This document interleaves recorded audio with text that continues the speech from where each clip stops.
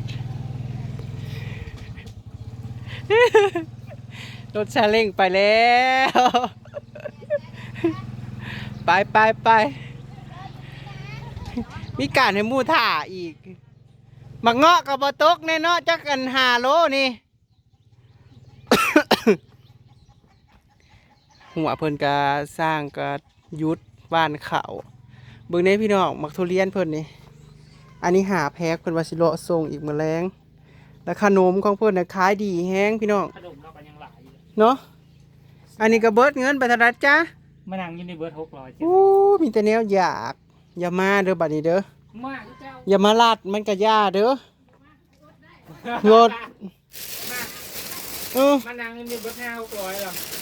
ทุเรียนก็300ป่ายเลยนมขนมอีกโอ้ยอุ้ยอย่าว้าวเด้อมันก็หลายอย่างอยู่คำข้ออันเนี้ยอยู่มื้อนี้พี่น้องมาเงาะนะขายดิบขายดีบ่น้ำสร้างไปนั้นก็บ่ทัน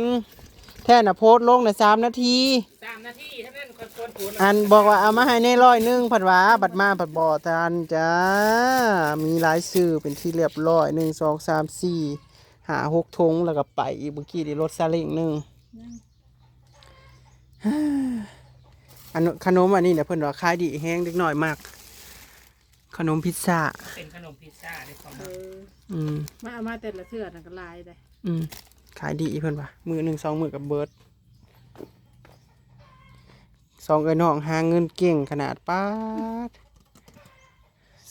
บัดนี้แหละเงินก็แล้วบัดนี้ละให้มันแล้วแน่บางแน่น่ะหย่นอยู่น่ะยังย่างอยู่นะโอ้ยอย่าว่าเงินงามอยู่บ้านเฮาบ่อยู่อยู่พอไปเที่ยวแล้วข้างหน้าอยู่ทั้งคือหน้าเล่าคือตะกี้ก็ฮอดบ่ออกมาแล้วนั่นแล้วบ่พักกันอันนี้ไปขายอยู่พุทธข้าแม่นั่นบ่ขายนะฮะน่ะบ่ได้เลยเป็นบ่เป็นของเขาสิข่อยใครก็อยากได้ยังไม่เป็นของเขาให้สิข่อยมีแต่ทางไปบ้านน้ำบ่ออยู่พุเท่านะมันก็ขายซะส่งตัวนั้นมาเอาตัวนี้แล้วอย่างว่าแต่ดีนี่ไปอยู่น้ำพุแล้วขึ้นฮอดตัวนี้เดี๋ยวนี้นะลูกน่ะก็อยากมาลูกน่ะมาอยู่เวียงเบิดมีลงมาอยู่ได้อยากมีแต่อยากมาอยู่ดีอยากมาอยู่บ้านนี่ให้ปั่นให้อยากอยู่มาอยู่พี่บ่อยากไปอยู่น้ำพ่อน้ำแม่มันบ่ม่วนเขาว่าเนี่ยบ่ม่วนก็สิเฮ็ดแนวใดสิมาอยู่ในไสสิปั่นในไสหายคืนอยู่เบิดแหละแต่ละลังน่ะสิย้ายในไสคันบ่ปั่นเฮาก็บุญเด้อหายเนาะถ้าแม่นบ่ขายหน้าร้านบ่ได้เพราะว่าไผก็บ่มีเงินเด้เงินก็อันดับละแสนเท่านั้นก็คือว่าโยสมัยตะกี้สิหาได้ใช้เงินแสนนะเงินแสนสมัยตะกี้โธ่โอ้ยคือมันเป็นอันช้ำล้านพุ่นน่ะเนาะเงินแสนน่ะแต่เงิน100นึงในย่างตลาดปากซ่องนี่อุ่นใจขายตัวนั้นเป็นของคนอื่นแทนนี่แม่แทนนี่ขึ้นไปที่ลงปุ๊บคือคู่มือได้ใส่เสียดายบ่สิได้ตัวได้ตัวนี้เอ้าสมมุติว่าคันว่าบ่ซื้อไว้นะสิได้เด้อตัวนั้นมันมีแต่หวยหุ้มเข้าไปเรื่อยได้แต่ละข้างมันเจือนเขาเลยแม่นมันมีแต่หวยแต่ห้องเจือนได้แต่ต้นยางกับต้นวิกโอ้ยอย่าเสียดายมันก็ยาต้นยางนะปลูกเอาไม้พญาเอาไม้แล้วว่าซะพญาใส่ไม้เลยเฮ็ดเฮือนกะโอ้ยไม้ได้แพงเด้อคู่มือนี่เด้อไม้แพงกว่าเล็กเด้อใหญ่เบิดเลยพวกสอบไม้นะไม้นะไม่ย่างนะใหญ่ลีได้หูดูดอลาดอยู่คักขนาดเพื่อนผูกอุ้ยแช่งในอันนั้นแค่ในดอนฮอน่ะปลาถูกใหญ่พอตาเห็นอันเฮือนเลยในส่วนให้หน้านะ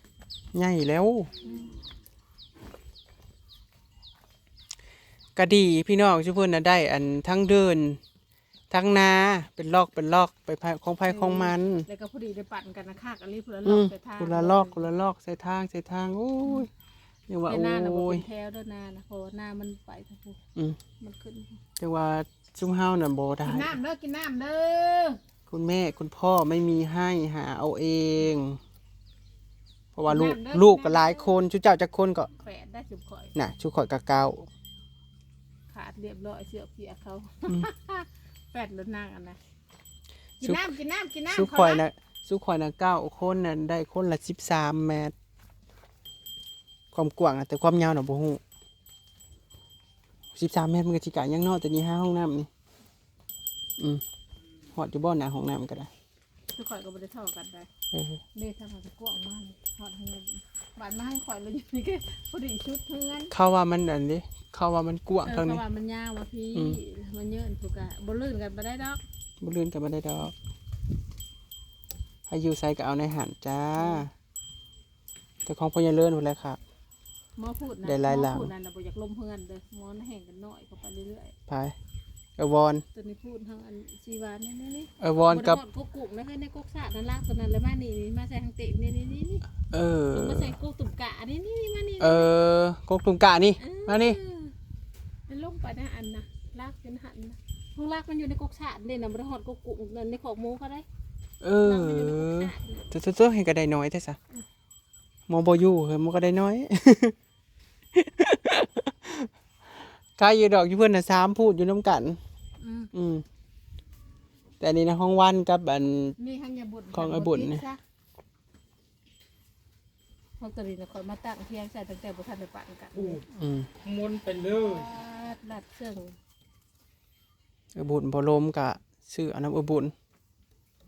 หาเงินยุ่นเอาน้ำลาว ข้างยาบุญกวก นั่นแหละจังมาหาเงินยุ่นเอาน้ำลาว แต่ข้างอัมมาลานะมาฮอดพี่ข้างยาบุญพี่ หมด พี่แค่ต่ออันที่นี่พี่ได้ปุ๊บอันนี้นะกวางก็หมู่อยู่ในแผนที่ที่เขาแทกนะ ตัวใด เขาแทกนะ ของอำลา ข้างยาบุญ ชื่อเอา ก็หมู่ชื่อเขาบอกขายแล้วเฮ้ย 200,000 ยาบุญเขาก็บอกขายเลยเนาะว่า 200,000ไปแล้วเนาะพุ่นแหละ ว่ะ โอ้ยบ่มีแล้วบ่ขายดอกจากแรกคันสมมุติว่ามันหลายแล้วกะของผู้นี้ก็บ่มีเก็บของผู้นั้นก็ของบ่มีเก็บก็แบ่งให้หลานคันคิดจังหนึงว่า แบ่งให้วันซะสมมุติว่าวันมี ข้า ก็ แม่นเฮียงกันมีพวกมีครอบครัวน่ะต่อกันปะต๊อก เนาะ พี่ อืม ถึงป้าคอยเพิ่นมาขันเขาชัก อืม ได้คอยมาขันเขาแล้วเขาเนี่ยบุญไปอยู่นะหัน ผู้ใดเลี้ยงไอ้บุญก็ได้จ้าหน้าได้ซะหน้าได้ซะ หน้าก็พูดมาเสียพายเบิดทั้ง อืม ต่อเขามาเสียพายเบิด ของไอ้บุญตกเป็นของน้องทำ พูดไปพูดมันเบิดตัวนี้ลงไปนี้ไม่ทางข่อยกับทางบุญ ไอ้วอนนี่น้อยสุดได้เนาะ บนละ4 บาท 4 บาทไปพุ่นเนาะ เขากินเพื่อนเขาเขาแลลูกเอ้ย เพิ่นกำลังพากันเฮ็ดอันครอบ เก็บ หั เขา ว ไม่ จังกะซีเนี่ยรุ่นเก่าแม่นบ่ หน้าครับ ชื่อ คัก อัน ดะ นี้ เพิ่นขายเท่าใดป้าดข่อยอยากได้ว่าอีหลีข่อยก็อยากไว้เฮ็ดคอกเป็ดคอกไก่ให้น้ำนะข่อยหาอยู่ได้มันหักบ่มีคือในวัดบรรณพวกน่ะก็เขาบ่ขาย แผ่นละ100แผ่นละ100ก็พอซื้อแหละนี่นะมื้อนี้ 12ฟุต สนิมก็บ่ทันได้ขึ้นเด้อเอ้ยบ่สังกะสีสมัยตะกี้น่ะมันแข็งได้ หัวกันไทย คุมื้อนี่ก็หัวคันไทยปานใดก็อ่อนแนวๆอยู่ อะลีได้มันหน้าต่างกันคักอะลีได้เฮาอยากได้อันไว้ให้อันน้ำเพิ่นก็เฮ็ดอันขอกเป็ดขอกไก่มันหน้าได้คุมื้อนี่มีแต่อันบาง โอ้ย จังวะ เบียดนะเหยียบแล้วบุ่มบัด ๆจังว่าอันเฮาถามซื้อในวัดบรรณพวกน่ะเขาเจ้าบ่ขาย เขาว่าอย่างนั้นเนาะ บ่รู้กอกติดมาหยัง โอ้ยจักเสียว่าอย่างนั้น ก็คิดว่าสิขายแผ่นละ100ละ100แล้วก็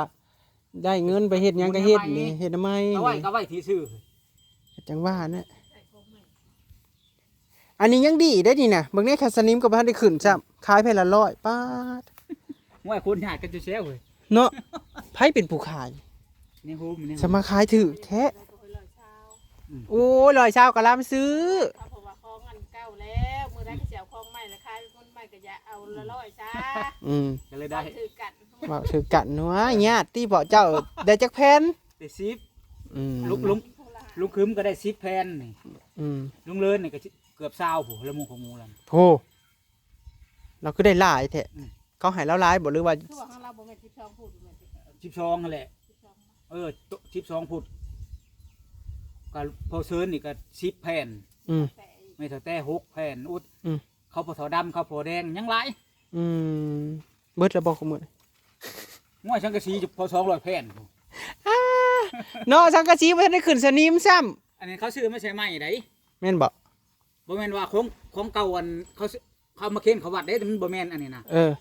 ตัวสิขอยไปเฮ็ดกุฏิใหม่อันเด้ เออ แล้วเนี่ยอันศิลวัตรไปซื้อมาใช้ไม้ได้อันนี้ เออ ซื้อมุงใหม่ กันนั่นแหละจังว่า ซุมนี้นะ คัก อืม ยังว่าป้า แต่ว่าขอยไปแล้วขอยก็เอา10แผ่นนะ คือคอเขาน้อยได้อจ้ะ ฮะ เขาให้ซ้ำนั่นบ่โควต้าคนละ10บ่ เออ เออ ผู้ละ10โอ้หักได้หลายพอเทอดำก็จะพอเช้าพุ่นเลย เนี่ยก็ได้หลายจ้ะ ยาแล้วละว่าอันเราไปเลือกคนหมู่เด้ เออ ที่2ก็พอแดง อืม ที่3ลุงเลิศเด้ไปเลือก อืม แต่ข่อยเขาลุงคึมเลือกสุดท้ายหมู่นะ อืม เขาผู้ละ20แล้วแต่ข่อยบันเขาให้พ่อ โอ้ยในบ้านนาพวกน่ะขึ้นสนิมแดงแล้วเขาเจ้าก็ยังบ่ขายขอซื้อแผ่นละเฮาขอซื้อแผ่นละ50เขาก็บ่ขาย เชื่อว่าอย่างนี้เนาะ จักแล้วชุบในบ้านเขาจะเอาบ่ได้ขาย โอ้ เขาเจ้าก็กองไว้เต็มอยู่ในตารางนะ อันนี้ขายเอาไปเฮ็ดหน้าใหม่เลยเนาะมันมาสร้างมาซาเฮ็ดหน้าใหม่ จักอันมุงอันนั้นเด้เขาเอิ้นมุงเอียงอันศาลาบ่ศาลาแต่ว่าที่มันเป็นอันนั้นนะตะกี้นะ อืม ก็มางออก แล้วก็ตัวของซิมน่ะก็ อืม ตัวของซิมน่ะขายแล้ว อืม แต่เหลือแต่ตัวศาลาที่ว่าอันเขาจะเอาเฮ็ดเลยเขาจะเอาสังกะสีโยมมันเด้มาใส่ไม้นะ อืม อืมก็หลายเติบอยู่ได้เรียวเบิ่งน่ะเกาะอันเนี้ยอยู่ อืม เพราะว่าแต่ละเทื่อที่เฮ็ดไม้น่ะก็ซื้อไม้ในวัดนะ ของบ่ได้ตัวเก่าเลย บ่ได้เอาตัวเก่าสังกะสีนั่นนี่แหละนี่12นั่นนี่แหละก็กล่องเต็มอยู่ในวัดนะเฮาน่ะว่าเฮาขอซื้อเฮาจะไปเฮ็ดคอไก่เฮาว่า แม่นเลย อืม บ่ให้ เพิ่นว่าบ่ให้ซะ เอ้ยบ่ได้พี่น้องคักแล้วคันได้มื้อนี้ผู้12ฟุต12ฟุตแต่มันก็หนาเด้เนาะรุ่นนี้ก็ยังหนาอยู่หากูมือเด้โอ้ยหายากเด้อ และเป็นของไทยนะ แล้วตกลงนะไม้น่ะบ่ได้จ้อยบ่ได้จักโตอันสั่งมานะ น้ำเนียจอยนะได้2โต๊ะ อืม เขาไปเอาเงินรางวัลเขามาแต่บ้านนั้นทุ่งเลยเขาแวะซื้อเล็กเลยเขา แล้วตัวนั้นน่ะสิเข้าใกล้บ่บัดนี้ เออ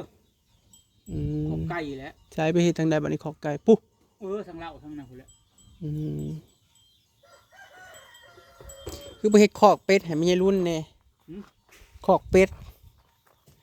พวกเวทกับท่านมีเดียวนี่นะ แล้วจังว่าเฮ็ดคอกเป็ดคอกไก่ แม่น อันนั้นกัน เวททั้งพวกม่วง เนาะทางนี้มันเป็นดินเจ้าแล้วเด้ อืม คักอีดอกมันเป็นดินเพิ่นล่ะ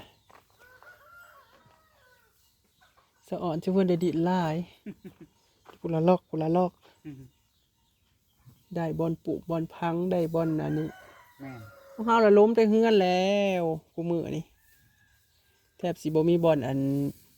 ปลูกเครื่องล่ะ อยากลงเกาะไผ่4เกาะ5เกาะก็อยากเต็มเลย ผมคอยอยู่บ้านนะครับบริคายหรือเขาจะมามั่งเงินเฮ็ดสวนเลยอยู่ปุ๊บ มางเฮือนน่ะออกมาเฮ็ดอันนี้ อืม เอามาเฮ็ดคืออันนี้นะ อืม มาเฮ็ดเที่ยงอยู่นี่นี่ แม่นนะ ซื้อเสามันมาใส่ไม้คือของอีร้อยนี่ เออ แต่ว่าบ่ต้องเอาสูง 2 เมตร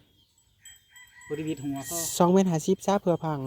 พังเงินให้เลย2 เมตรเนาะ ให้มันได้2เมตร พัง50 เซนแม่น ให้มันวิดหัวเฮาซะ พอดี เพราะว่าคนเฮาก็จะได้เม็ด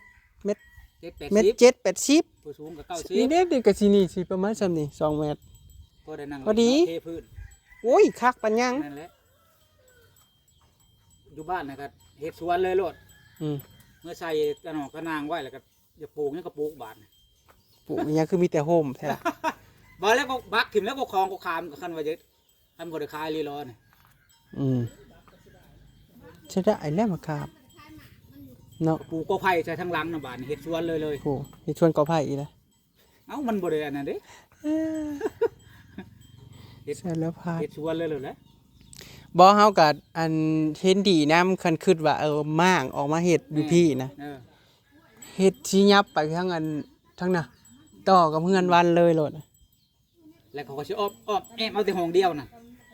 เอาแต่ห้องเดียวที่เจ้าสินอน แล้วก็ปา แล้วก็โล่ง เฮ็ดโล่งก็เลยบาดนี่ อืม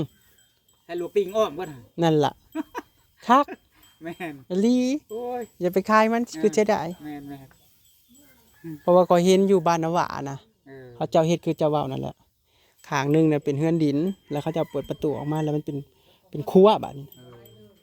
มันเป็นครัวแล้วมันเป็นเขาเฮ็ดเป็นครัวโล่งบัดนี้ เอ นะ อ เขาก็ใส่ลูกติ่งอ้อมยามมื้อแรงมาห่มโอ้อยู่คักอะลี เออ จังว่าให้มีเงินก่อนเด้อเฮาก็ได้ จังว่าคืดอยู่ในว่าสิน้ำนั้นอยากได้เป็นปูนเฮาน่ะคืดจังใจหนึงน่ะสั่งเสาปูนมาแล้วเอาเหล็กเสื่อมใส่แล้วเอาแป้นปูแล้วเอาไม้พาชละแอมเอาโลดตัวคิดตะไคร้น่ะนะ อืม แต่จักตัวได้สิเบิดหลายกว่ากัน เออ บาดนี้นะและตะล่างน่ะป้าเพราะว่ามันสิเป็นแป้นเนาะเอาเหล็กใส่เด้เฮาเสื่อมเหล็กใส่แล้วเฮาก็ยิงน็อตเหล็กมันน่ะขึ้นแนวนี้เฮาก็ยิงน็อตใส่คืดไว้นะว่าคืดเป็นอีกแบบหนึงก็มันก็บ่เปลืองซื้อดินมาถมมาหยังอันนี้ แม่น แล้วพังเบิ่งมันสิได้ในรูปแบบใด เออ มันก็พังเบิ่งเงินซะก่อน อืม เพราะว่ามันบ้านมีเงินมันก็เฮ็ดหยังบ่ได้ มีแต่ว่าเขาขาดคะแนนไปซื้อเนาะ ขาดแค่นี้ว่าอยากได้ เฮ็ดเจ้านั่นนั่นนี่นะคือกันนั่นแหละอันนี้ก็ เพราะว่าเล็กแล้วก็ซื้อแป้นไม้พาสลามาแอมเอานะ อืม มันก็สิบ่เบิดหลายไปเดี๋ยวครัวเนาะ แม่น ก็ขึ้นไปอีกแบบนึงว่าแจ้งว่าพังเบิ่งก่อน ก็ข้างใดมันมีแต่ล่าง แต่ว่าอาจสิบ่วิดหัวกับห้องเฮามันเพียงพี่เลยได้ครัวก็ได้เพียงเอิกล่ะ ๆเออ มันก็เมียนเครื่องเมียนของได้แม่นบ่ แม่น เพียงเอิกล่ะเอามือดีขึ้นดีก็สมมุติว่าอยากเลี้ยงเป็นเลี้ยงไก่ใส่ก็ได้อันนี้มันอยู่ในตาราง แม่น แต่พังเบิ่งเพิ่นสิเอาในรูปแบบใด ผู้อยากได้ อืม เฮาได้อยากง่ายได้อคุมื้อนี้ เฮาอยากแล้วไว้เฮาอยากอยู่เฒ่าเลยฮะบ่แล้วมันนี่นะฮะอุ้ยเฮือนครัวเฮาน่ะซ้ำเที่ยงเจ้านี่นะเอ๋วมันน่ะ เอาพื้นเงินกับหาหมู่มือมากเลยเสียเงินอีก อ้าวบ่เสียเงินจะสิเฮ็ดได้ มาปุ๊บก็เสียเงินแก้ก็เสียเงินอยู่มันแก้บ่ได้เผื่อมันย่อบ่ได้เด้ ว้ายหาลูกเคยเลยเฮ้ย เช้าน่ะก็เฮ็ดเอาเองนะโค้งมันก็ขาด เช้าอันใด เช้าก็เช้าหนาเช้าอีกจะล่างอันเช้าปูนน่ะ เช้าปูนโอ้ยเช้าปูนบ่ได้ เทเอาน้ำข้าวมาพื้นสิหลายเช้านะเฮ็ดขาขอบ่เฮ็ดเอาเองมันจะขามัดที่ปอกเช้า บ่ได้เช้าน่ะบ่ได้แล้วเช้าน่ะตัดปัญหาไปเลยมีแต่มากตัวเทิงน่ะลงมา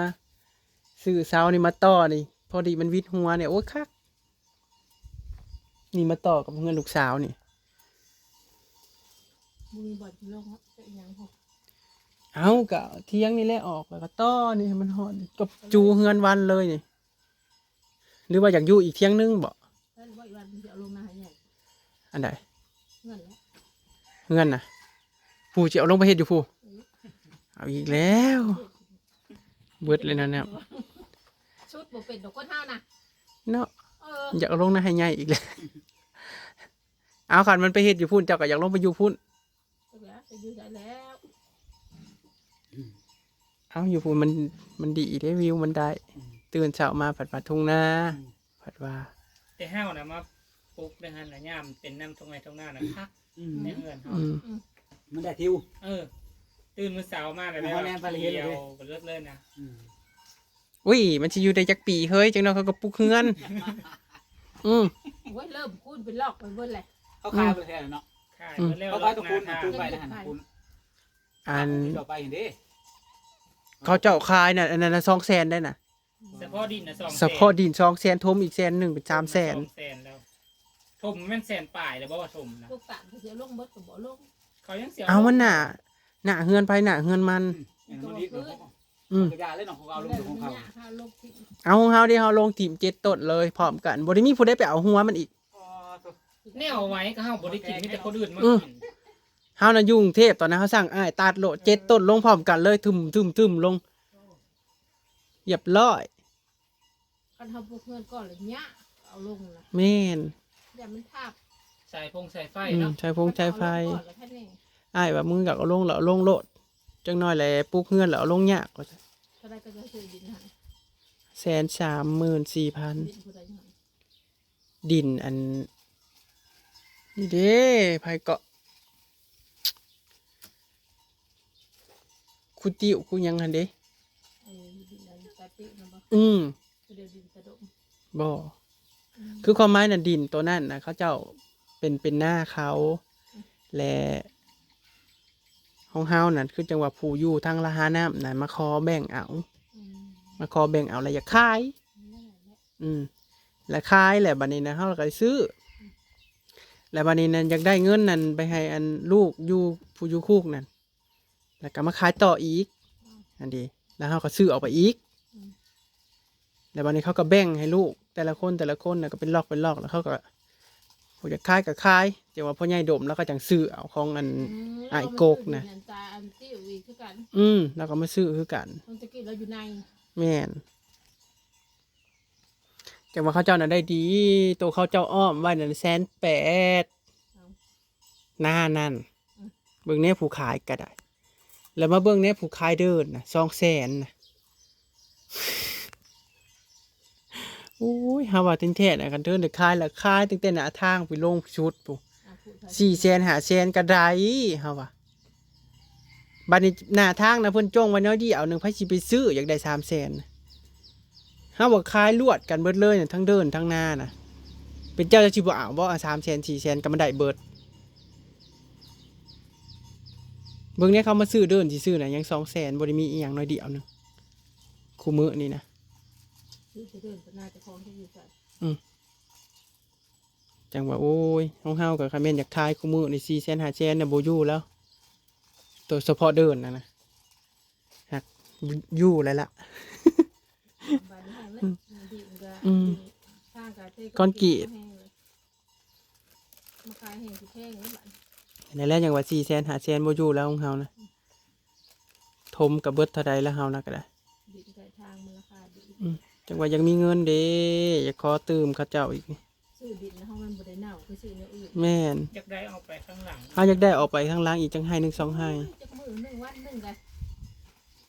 บัตรเขาอ่อนมากแล้วก็อันหยอดเสื้อแล้วให้ช่องให้มันก็เบิดไปเลย อืม บัดเนี้ยก็ห่อนเงินแต่นาได้ ห่วยก็ได้เงินดีกัน ได้ ยัน ได้ ของเขาสิขายดียันได้หน้าอยู่นะฮันดู นี่นะคือเขามันตัดแต่ มาเบิ่ง2เฒ่าชื่อเพิ่นเฮ็ดอันนี้ต่อเนาะทุกคน แล้วเรางุ่มมาบัดนี้ งุมหรือง่าย